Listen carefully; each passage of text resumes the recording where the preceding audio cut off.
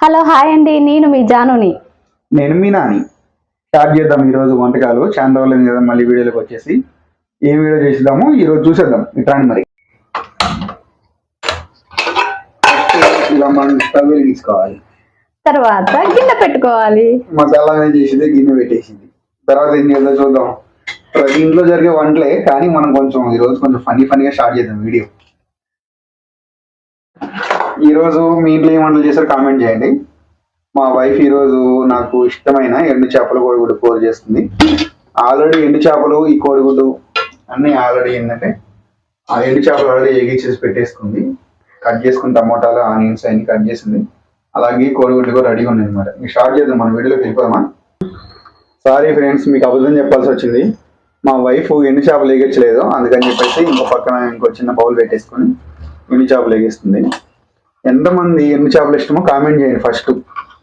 కొంతమంది తినలేక పక్కన వాళ్ళైనా అనుకుంటారే అని చెప్పేసి బాగా ఇబ్బంది పడుతుంది అనమాట. అలాంటిది బయట చూపండి ఫ్రెండ్స్. కంపల్సరీ ఎండు చేపలు అనేది ఒక మంచి హెల్తీ ఫుడ్ అనమాట. తప్పకుండా తినాలి, అలాగే హెల్త్ కూడా చాలా మంచిది. ఇంకో పక్క ఆల్రెడీ బౌల్ పెట్టేసింది. చూద్దాం ఎన్ని పావులు ఆయిల్ పోసిందో. నేను లావ్ అవడానికి కారణం ఈ ఆయిల్ ఫ్రెండ్స్. ఇంత ఆయిల్ పోస్తుంది, మనం ఏమో తిని బాగా ఇట్లా అయిపోతాం మోటో లెక్క. అంత లేదు ఫ్రెండ్స్. అయ్యో నమ్మాలి. ఇష్టమైన కర్రీ చేస్తే నోరు చంపుకోరు అంటారు కదా, ఆ టైప్ లో అనమాట మా వారు. అంత వద్దులే, అవన్నీ నమ్మాలి మీరు. సో ఫ్రెండ్స్, ఆయిల్ అయితే హీట్ అయిపోయిందండి. ఇప్పుడు కొంచెం జీలకర్ర వేసుకోవాలి. కట్ చేసి పెట్టుకున్న 2 పచ్చిమిర్చి,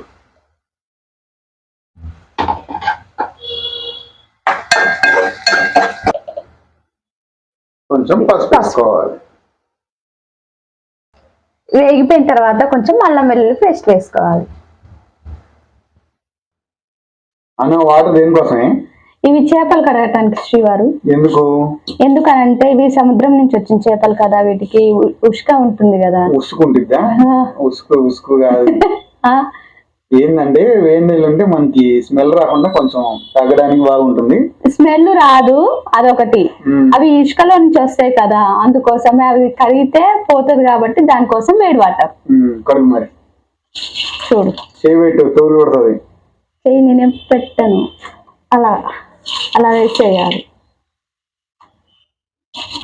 వేగిపోయిన తర్వాత కట్ చేసి పెట్టుకున్న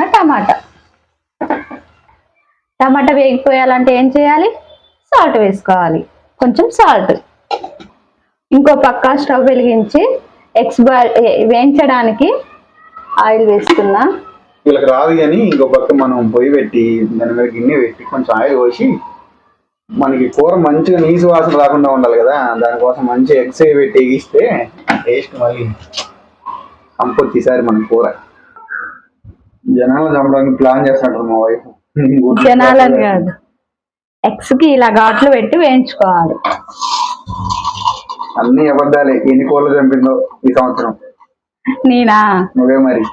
అంత లేదులే. కానీ సో ఫ్రెండ్స్, ఇగో ఎగ్స్ అయితే ఇలా వేయించుకోవాలి.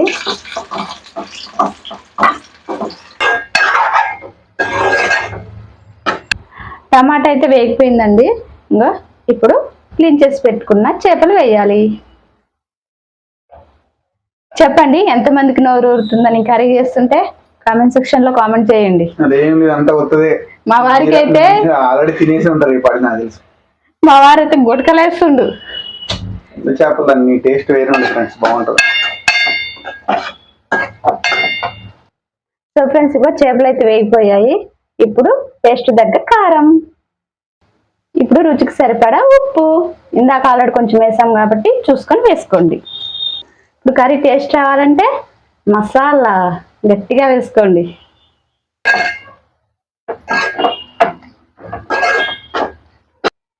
ఇప్పుడు కొంచెం వాటర్.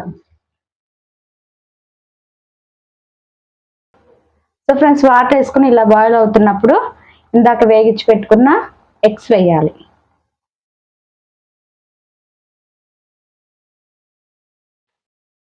ఇలా మిక్స్ చేసుకోవాలి.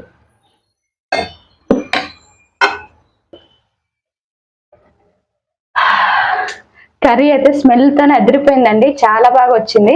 ఇలా చూస్తుంటే మీకు ఏమనిపిస్తుంది చెప్పండి, కామెంట్ సెక్షన్ లో కామెంట్ చేయండి. అలాగే ఎండు చేపలకి ఫ్యాన్స్ అయితే మస్తు ఉంటారండి. కాకపోతే కొంతమంది రెంట్ హౌస్ లో ఉంటారు కదా, మేము కూడా రెంట్ హౌస్ లోనే ఉండేది. ఓనర్స్ కి ఇష్టం ఉండదు అనేసి మనసు చంపుకొని అలాగే ఉంటారు. కానీ ఎండు చేపలు తింటే చాలా మంచిదండి.